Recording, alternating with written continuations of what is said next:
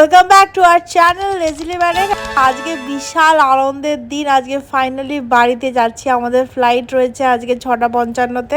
তাড়াতাড়ি লাঞ্চ টাঞ্চ করে একদম যা লাস্ট মিনিটের প্যাকিং ছিল সেগুলো সব করে নিয়েছি। ফাইনালি আমাদের ক্যাবও চলে এসছে। এবার ক্যাবের মধ্যে উঠে পড়বো।